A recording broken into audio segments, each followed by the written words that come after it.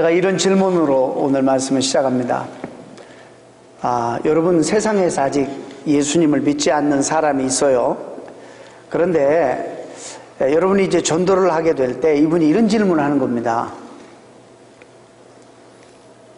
내가 굳이 주일날 이렇게 쉬는, 일주일에 하루 쉬고 이렇게 너무나 황금 같은 그런 너무나도 귀한 날인데 쉬지 않고 교회 당신과 같이 신앙생활을 교회 나가서 예배도 드리고 해야 될 어떤 그런 이유가 있다면 무엇입니까?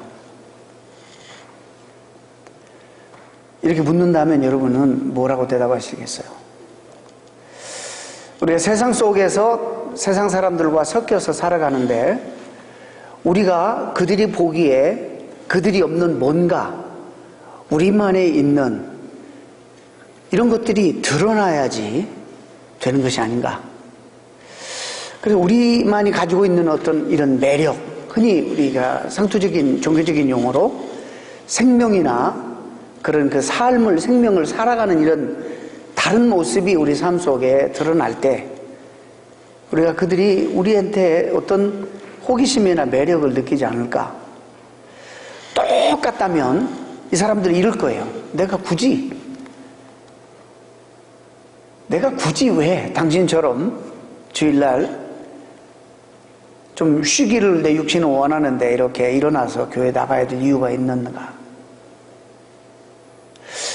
당신하고 똑같은데 굳이 내가 신앙생활을 당신이 지금 요구하는 그런 신앙생활을 해야 된다면 왜 그래야 되는가?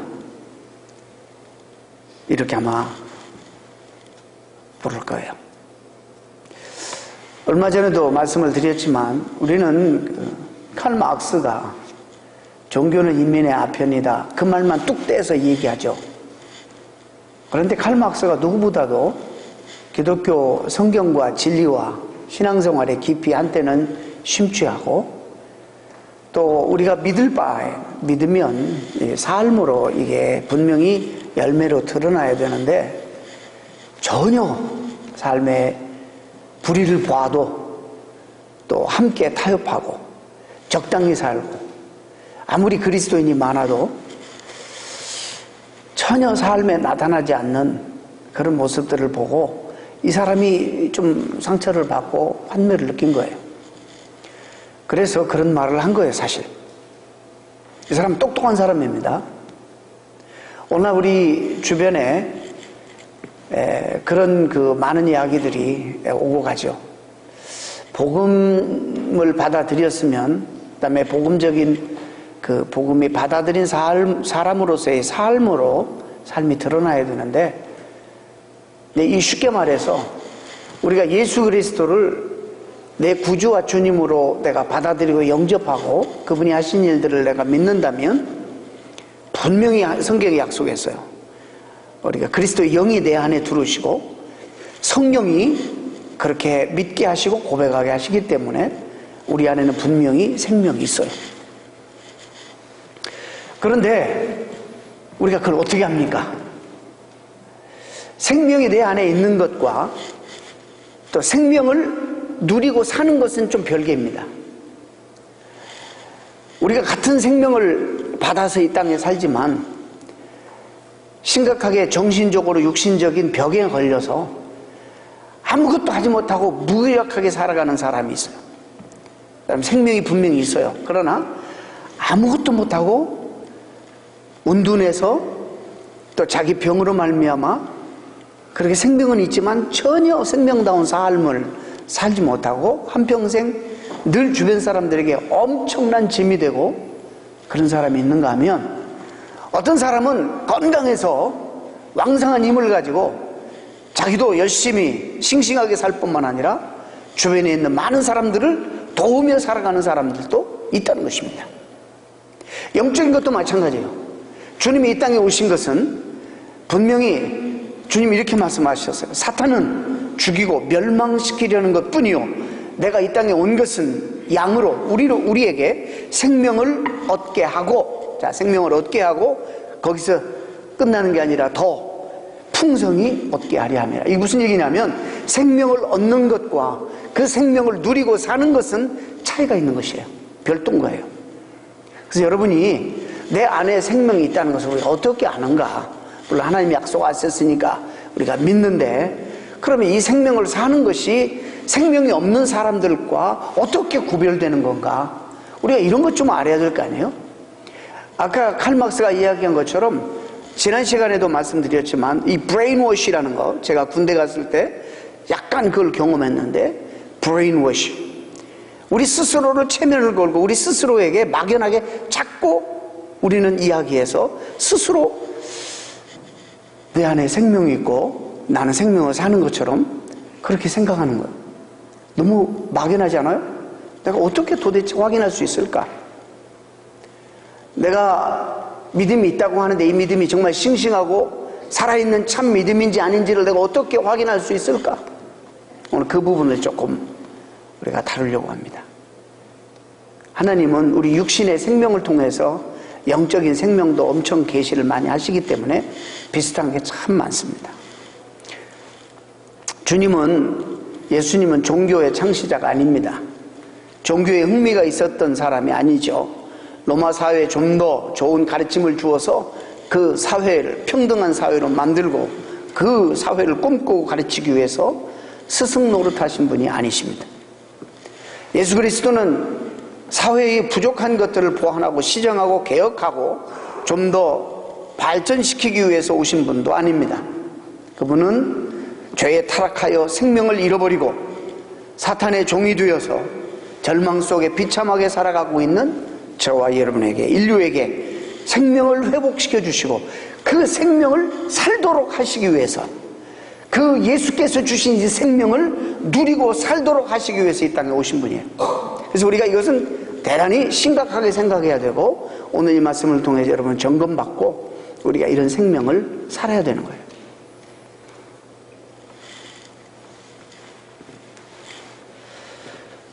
여러분,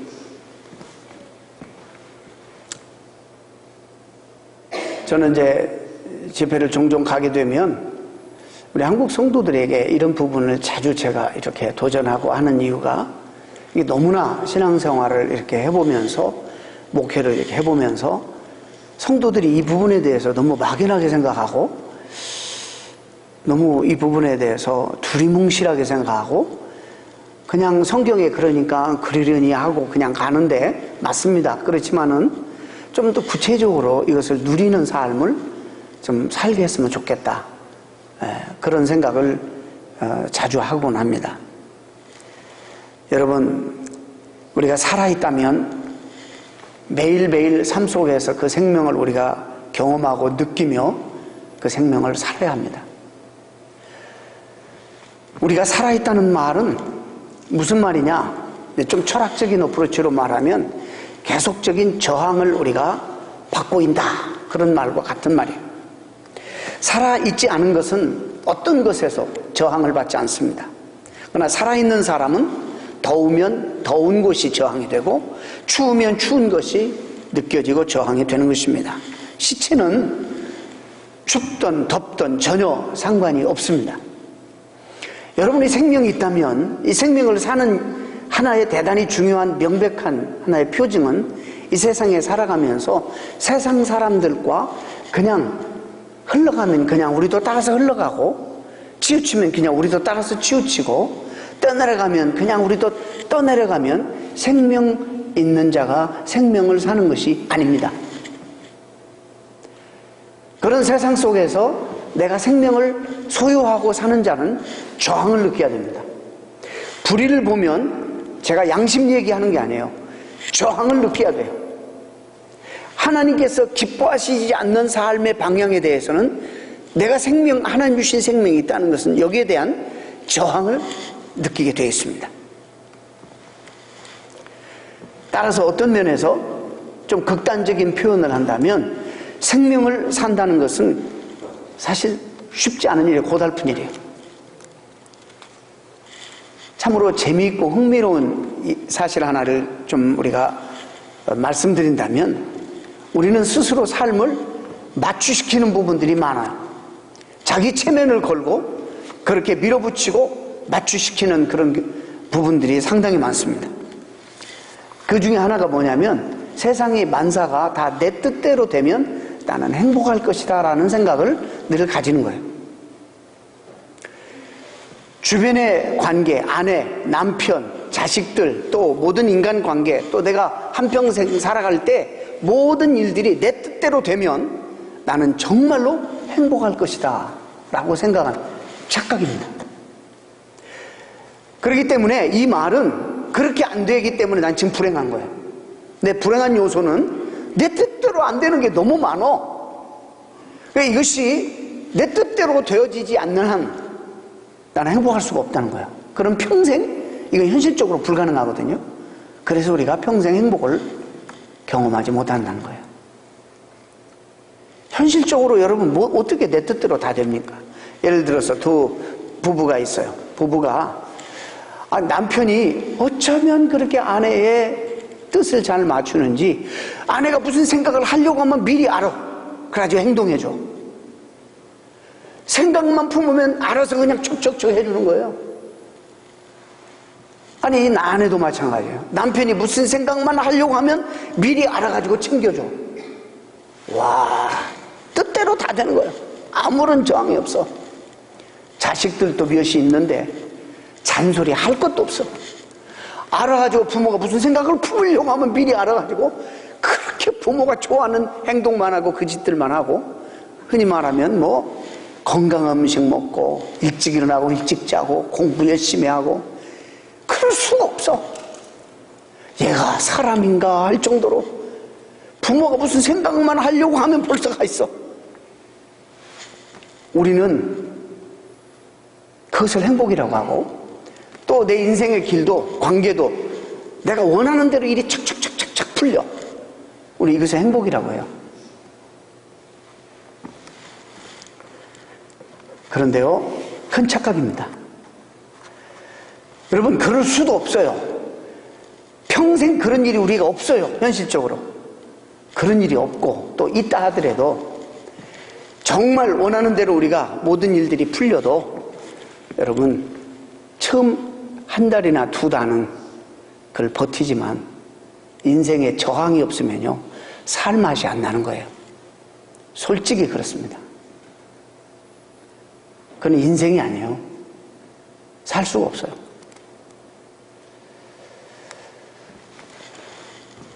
저는 가끔 이제 이런 생각을 해요. 그냥 좀 조용히 혼자 살고 싶다. 어떤 잔소리도 안 듣고, 어떤 저항도 안 받고, 저기 정말 절간 같은 데서 혼자 살고 싶다. 며칠이나 살 수 있을 것 같아요. 여러분, 착각하지 마세요. 우리가 지금 쏟고 있는 거예요. 2, 3주 지나면 못 삽니다, 우리가. 그렇게 못 살아요.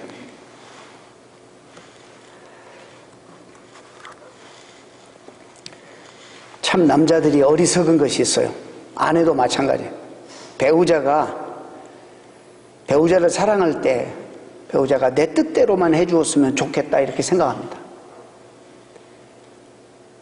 그런데 사실 아내가 또 남편이 자기 뜻대로만 해주면 곧 실증나고 흥미를 잃어버리게 됩니다. 그게 사람입니다. 아주 어리석은 생각입니다. 속지 말아야 됩니다. 사실 그 사람은 그 사람일 때 매력이 있는 것이에요. 그 사람은 그 사람일 때 그 모습 그대로 사랑스럽고 매력도 있고 신비스러운 거예요. 약간의 좀 낮출 필요는 있지만은 그게 그 사람의 매력인 것입니다. 그 사람을 그 사람 모습대로 누리고 존중해 준다는 것은 어떤 면에서 나에게 도전이 되고 또 저항이 되지만은 내가 그 사람 때문에 도전도 받고 또 때로는 그 사람 때문에 내 부족도 알게 되고 나를 살필 수도 있고 내 연약함과 부족을 알 수 있기 때문에 너무나도 소중한 존재들인 것입니다. 따라서 살아있다는 것은 저항이 있다는 이야기고 산다는 이야기는 넘어야 할 도전의 사안이 우리에게 산들이 많이 있다는 그런 얘기입니다. 사실 인생은 죽을 때까지 도전의 삶들을, 그 산들을 넘는 것이에요. 우리 인생은 또 우리 인생 살아가면서 모든 하나님만이 알고 계시는 대답을 찾고 해답을 찾기를 원해요.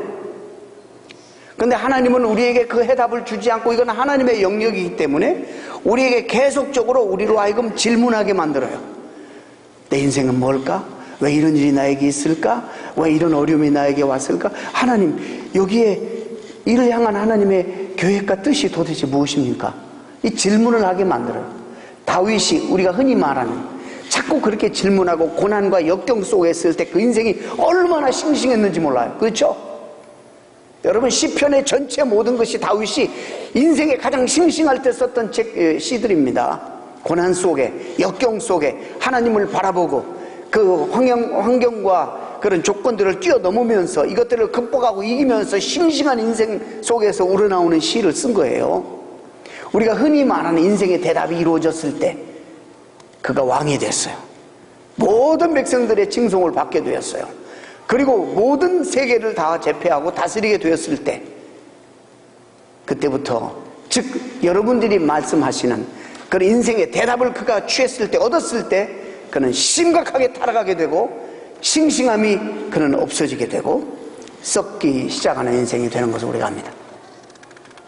그게 인생의 솔직하게 우리 인생의 리얼리티를 우리가 봐야 되는 거예요. 인생의 역경인 산을 넘었는데 또 하나의 역경의 삶이 나에게 다가오는 거예요. 그러면 어떻게 해요? 또 넘으면 되는 거예요. 또 넘으면 되는 거예요. 그래서 신앙은, 살아있는 믿음은, 내가 생명을 산다는 것은 무슨 얘기냐? 어떤 종류의 저항이라든지 어려움을 두려워하지 않는 것입니다. 여러분, 삶의 어떤 저항도 피하지 아니하고 정면으로 마주쳐서 극복하는 것이 정말 살아있는 믿음이다. 산신앙이다. 하나님 우리에게 주신 생명의 그런 어떤 실체다. 이렇게 볼 수 있습니다. 왜 그렇습니까?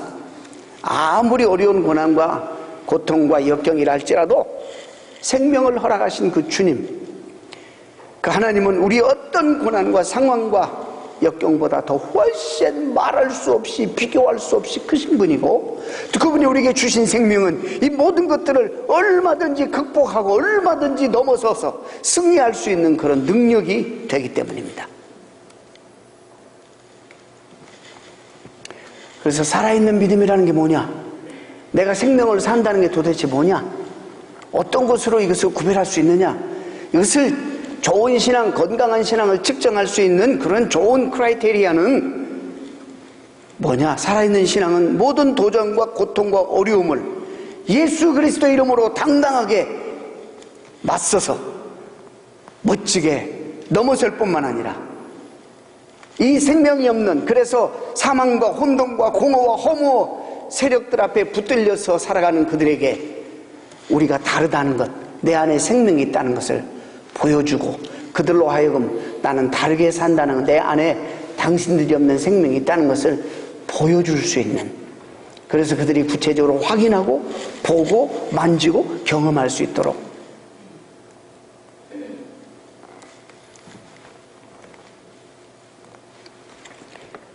나눌 수 있도록 하는 것이 산신앙이라고 봅니다. 자, 오늘 본문을 가볼까요? 그래서 오늘 본문이, 이 본문의 배경은 지금 이스라엘 역사상 가장 어두운, 유대 나라가 바벨론에 멸망돼서 그들이 사랑했던 모든 것들을 다 잃어버리고 그들이 포로로 끌려갔어요. 가족과 함께 흩어지고 사랑하는 사람들과 다 뿔뿔이 흩어지고 외국 땅에서, 이국 땅에서 정말 하루하루 숨쉬며 사는 것조차도 고통스러운 그런 상황 속에 주님이 말씀을 주신 거예요.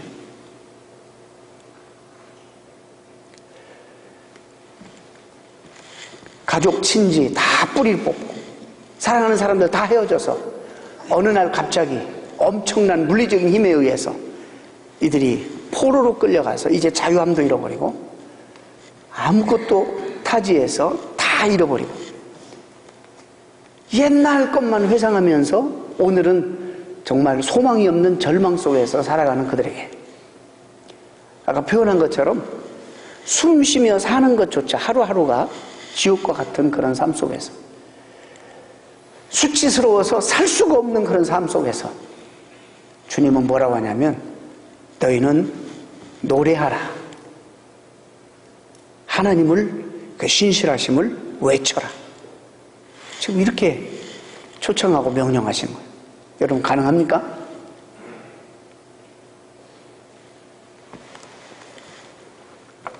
기가 막힌 요청이 아닐 수 없습니다. 이스라엘이 지금 당하고 있는 고난이 어떤 고난입니까? 포로로 잡혀가서 자기들이 자유롭게 할 수 있는 게 아무것도 없는 기가 막힌 상황 속에서 지금 하나님은 그들에게 노래하라고 그러는 거예요. 시편 137편에도 이렇게 기록되어 있어요. 우리가 바벨론의 여러 강변 거기 앉아서 바벨론 포로로 끌려가서 시온을 기억하며 울었도다.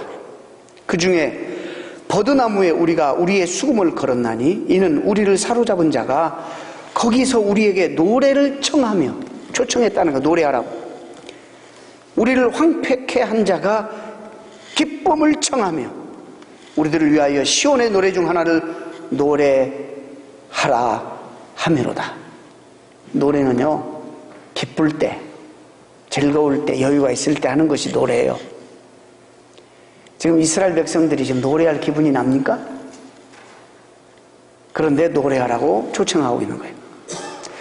우리가 이방 땅에서 어찌 여호와의 노래를 부를꼬?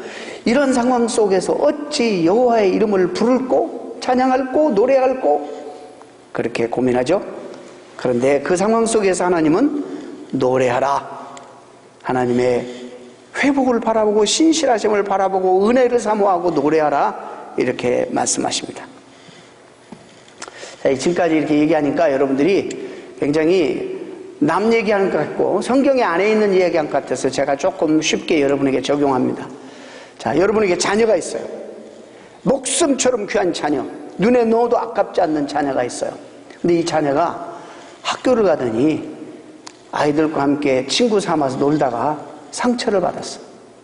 상처를 받고 돌아오더니 집에 오더니 이제는 만사 불안하고 힘들어서 방문을 닫고 빛이 도는 모든 창문을 담요 검은 커튼 딱 빛을 가리우고 조그마한 전기 스탠드 하나에 의지해서 컴퓨터에 앉아가지고 24시간 365일 게임만 하고 있어요. 부모로서 여러분은 그 아이를 어떻게 보실 것입니까? 아무리 맛있는 거 해놓고 나와서 밥 먹으라고 나오지 않습니다.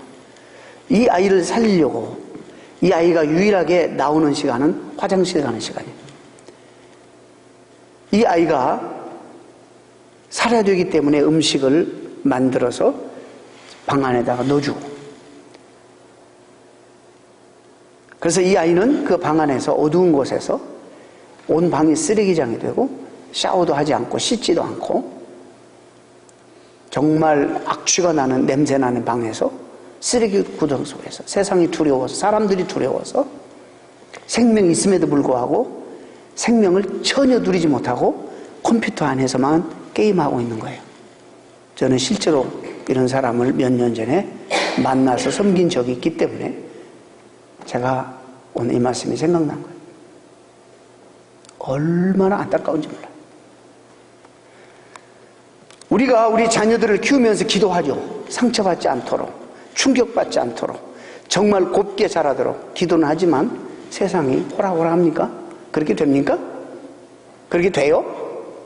엄청난 상처와 아픔을 경험하고 아이들이 자라갑니다. 그런데 그런 많은 상처를 받게 되면 아이들은 구덩이를 파고 숨고 싶어하고 자신감을 잃게 됩니다. 실패도 아이들이 경험하고 상처도 받고 놀림도 받고 꾸중도 듣고 그러던 이 아이들이 기가 죽어 웅크리고 지금 그러고 있다면 부모로서 여러분은 어떠시겠습니까?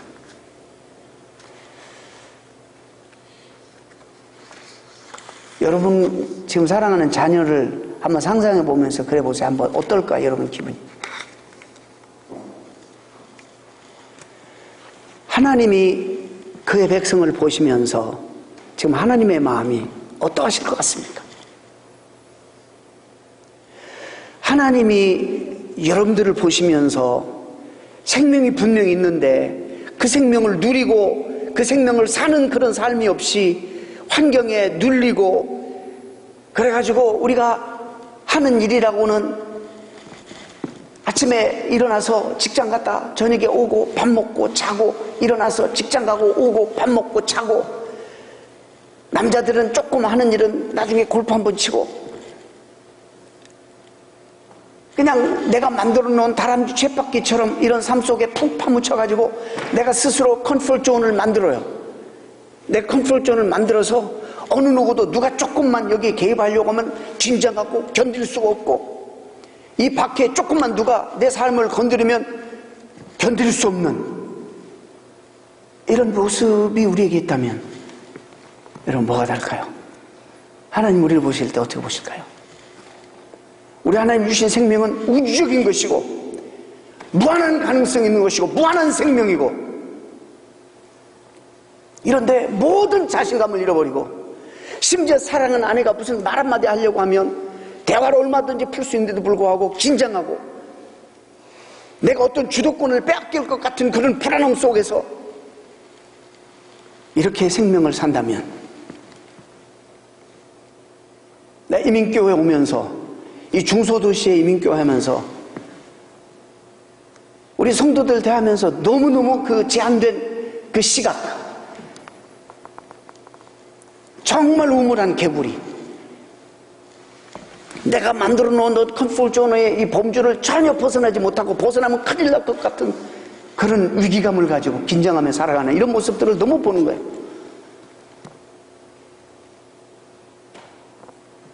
종국의 하나님이 우리 한 생명을 통해서 하나님의 나라를 어떻게 확장하고 우리 인생을 어떻게 화려하게 만들고 어떻게 영광스럽게 만들 것인가에 대한 어떤 비전과 꿈이 없으면 아무리 하나님 말씀이라도 이 말씀이 우리에게 위협으로 들리고 우리에게 겁주는 걸로 들리고 내가 지금 잘 마무리해서 이렇게 만들어 놓은 그런 내 삶 속에 이 말씀이 끼어들어와서 나를 조금 어떻게 이 컴포트 존에서 벗어나게 한다거나 내 삶을 좀 방해한다거나 빠도한다거나 이러면 어떨까 해서 철저하게 막아버리고 살아가는 이런 우리들의 모습 속에서 하나님은 우리를 보시고 어떻게 생각하실까?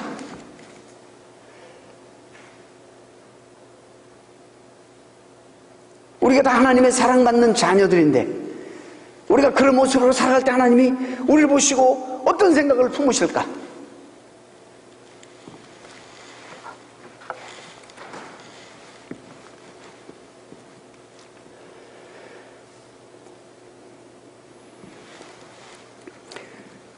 본문의 약속을 우리가 한번 다시 봐야 됩니다. 내가 좌우로 퍼지며 내 자손은 열방을 얻으며 열방으로 퍼져나갈 그런 생각이 내가 그런 회복을 너에게 줄 텐데 그런 인생을 만들려고 그러는데 웅크려 있기만 하고 컴퓨터 안에서 모든 빛을 차단하고 자기가 만들어 놓은 그런 자기 컴포트 존을 만들고 두려워서 그 밖의 세상에 대해서는 관심도 없고 가지려고도 하지 않는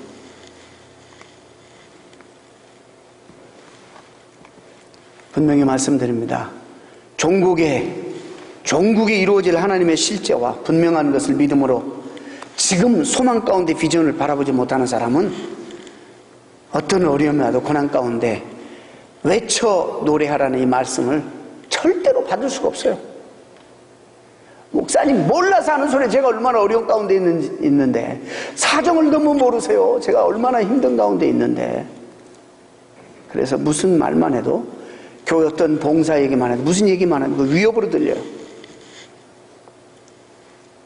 내가 내 나름대로 계획이 있는데 내가 만들어 놓은 계획과 내가 만들어 놓은 어떤 그런 삶의 그런 컴포트 존에 누구도 개입해서는 안 되는 거예요.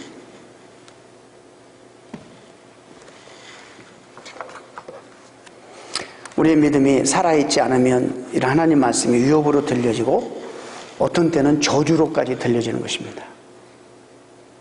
한번 깊이 생각해 보시기 바랍니다. 하나님 주신 생명이 얼마나 나에게 소중한지를 안다면 우리가 그럴 수는 없는 것입니다.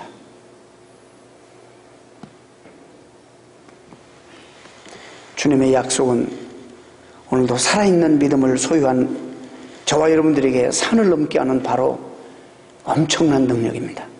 어떤 고난 속에서도 타협하거나 도망치지 아니하는 우리 존재의 용기가 되는 것입니다. 그래서 우리는 어떤 상황 속에서도 이 생명을 소유한 자는 노래할 수 있는 것입니다.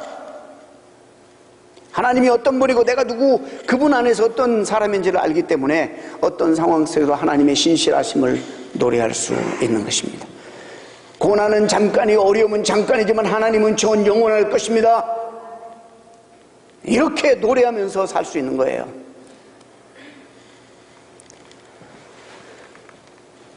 여러분, 바닷가운데 항해하다가 폭풍을 만나 태산 같은 파도가 엄습해 오면 무서워서 여러분 주로 피하고 도망가려고 하는데 그러면 금방 침몰당하고 맙니다. 이 파도와 정말 맞서는 방법은 뭐냐면 정면으로 엔진의 악셀레라를 가장 높이 걸고 힘을 다해 집중해서 이 파도를 정면으로 부딪혀서 넘는 겁니다. 우리에게 그런 생명이 있어요. 그러면 그 파도를 우리는 타고 즐길 수 있는 인생이 되는 거예요. 근데 우리는 주로 이 세상에 속아서 우리 자신들을 스스로 속여서 자꾸 피해. 그리고 나만이 보호받을 수 있는 컴포트존을 만들어. 그리고 누구도 침범하지 못하게, 사랑하는 아내도 남편도 침범하지 못하게.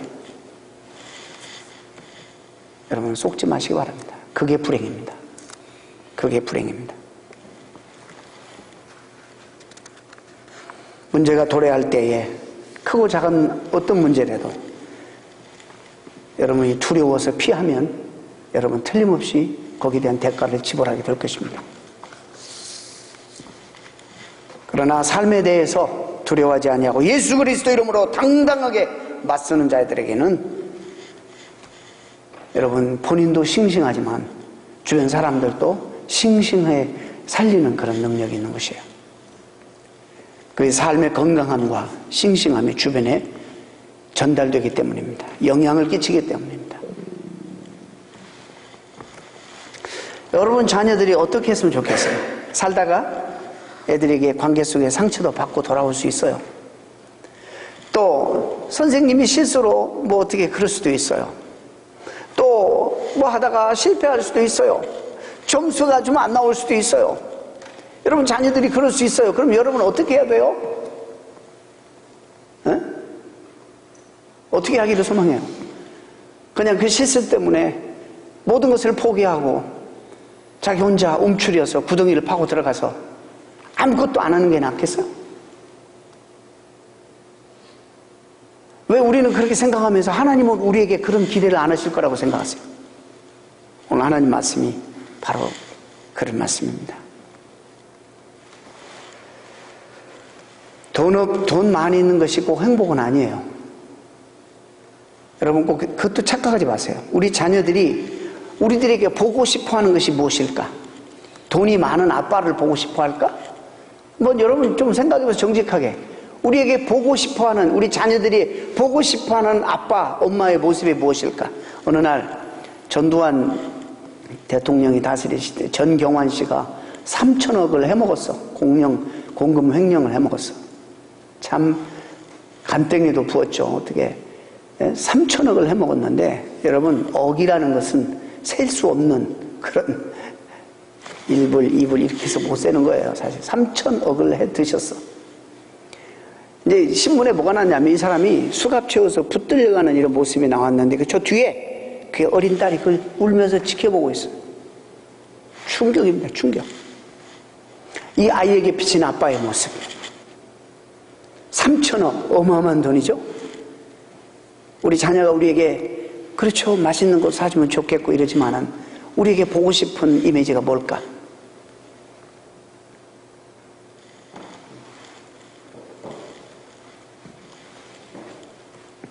그 아이는 저는 그걸 보고 평생 상처 속에서 평생 부끄러움을 안고 살아갈 아이가 되겠구나, 이런 생각을 했습니다.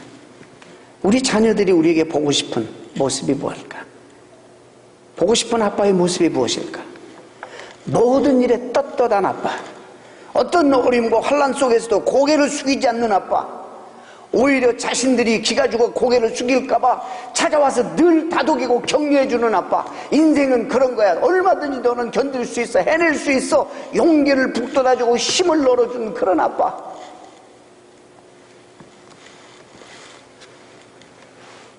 사랑하는 성도 여러분, 우리가 무엇 때문에, 무엇을 위해서 우리 자신을 스스로 속이고 인생의 중요한 본질을 우리가 놓치고 허상만을 붙들고 살아가는지 여러분 말씀드리고 있는 것입니다. 예수 그리스도께 주신 생명이 여러분에게 있습니까? 이 생명을 여러분 누리고 계십니까? 그러면 이 생명을 누리는 우리들이 생명이 없는 사람들과 분명하게, 확연하게 삶의 모습이 달라야 되는 거예요. 그래야 그들이 우리의 삶의 모습을 보고 매력을 느끼고 관심을 가지게 되고 신앙생활을 해야겠다, 하나님을 믿어야 되겠다, 이런 호기심을 가지게 되는 거지. 똑같은 자리에서 똑같이 흘러가는 대로, 휩쓸려가는 대로 뭐가 다르겠어요?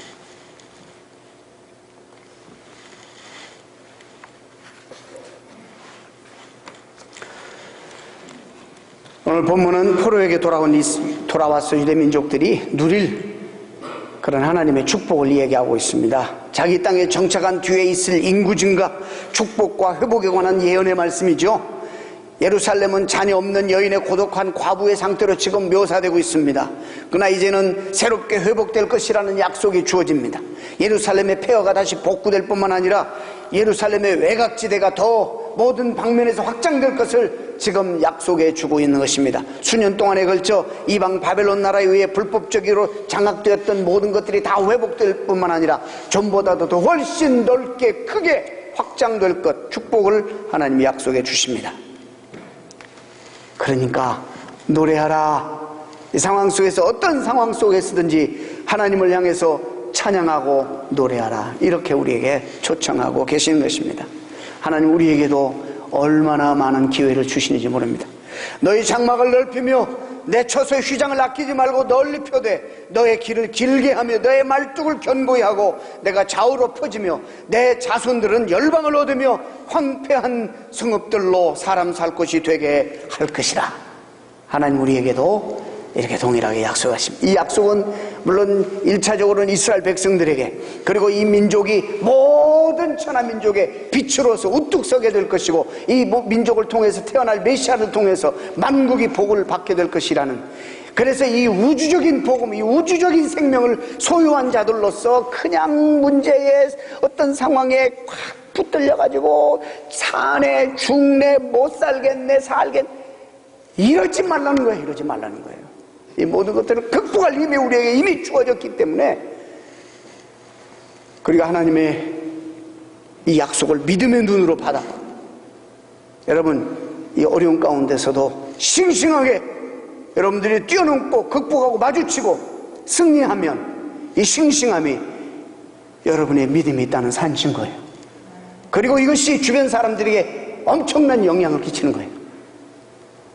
가뜩이나 삶이 힘든데 와서 그냥 죽겠어, 내가 사는 게 아니다, 숨을 못 쉬겠다, 어떻게 하자는 거예요? 어떻게?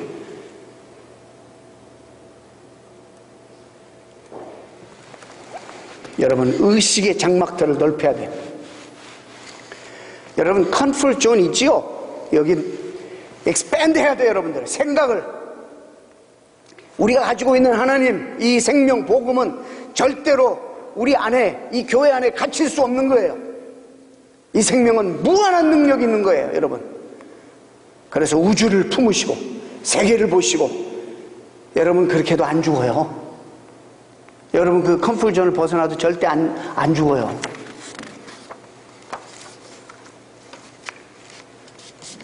제가 부끄러운 얘기 하나 하고 마치겠습니다.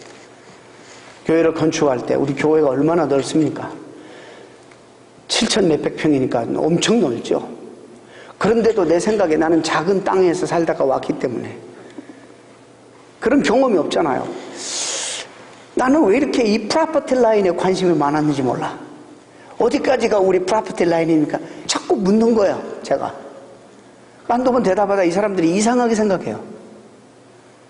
내 생각에는 프로퍼티 라인에 그냥 담을 탁 쳐가지고 이게 우리 땅! 이랬으면 좋겠는데, 어느 누구도 내 이 질문을, 의도를 잘 이해를 못하고 받아들이지 않는 거예요. 이상하게 생각하는 거예요. 그래서 저도 눈치챘죠. 왜 그럴까? 가만히 건축을 진행하는 가운데 살폈더니 이 사람들은 너무너무 넓어. 그래서 담치는 거 이런 걸 아주 이웃이 싫어할 거래. 왜 그러냐? 이 교회 마당이 내 앞마당이고 우리 앞마당이 교회 마당이고 서로 이렇게 훤히 공유하고 무슨 프로퍼티 라인이 있긴 있지만 안 보이잖아 눈에. 왜 우리는 그걸 선을 그어가지고 왜 그럴까? 그냥 땅 때문에 인치 때문에 싸우는 땅 때문에 싸우는 거 많이 나오죠. 담을 막 1cm, 1인치 이쪽으로 왔다 그래가지고 고소하고 그런 좁은 땅에서 살다 오니까 나도 모르게 그러더라. 굉장히 좀 부끄러웠어요. 어떤 사람이 그러더라. 중국은 이런 생각을 가지고 원을 딱 그어놓고 이 안에가 널 크고 이 밖은 다 내 거다. 어마어마하잖아요. 근데 우리는 이렇게 서클을 그어가지고 그 안에 들어가려고 그래. 그 안에 들어가야 내가 좀 안전할 것 같은, 컴포트존일 것 같은 생각 때문에. 여러분, 생각의 지경을 넓혀야 됩니다. 하나님 믿는 우리들은 뭐 때문에 손해봐 안 죽어요. 손해봐도 안 죽어요.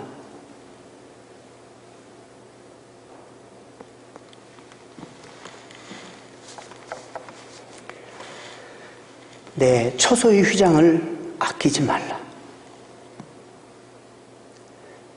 여러분, 제가 우리 한인 참 여러분 정말 보람 있는 목회하는 거예요. 여러분 좀 여행도 좀 다니고 그냥 겨우 그냥 이런 뭐 여기 어디 가서 뭐 텐트나 치고 이런 거 말고 성지순례도 좀 다니고 좀 여행 좀 다녀서 견문도 좀 넓히고 이런 의식의 이런 휘장도 좀 넓히고. 그래서 내가 한평생 살면서 해야 할 일들이 무엇인지 그냥 여기 앉아가지고 오물오물 하다가 아침에 일어나서 일 가고 저녁에 들어와 밥 먹고 자고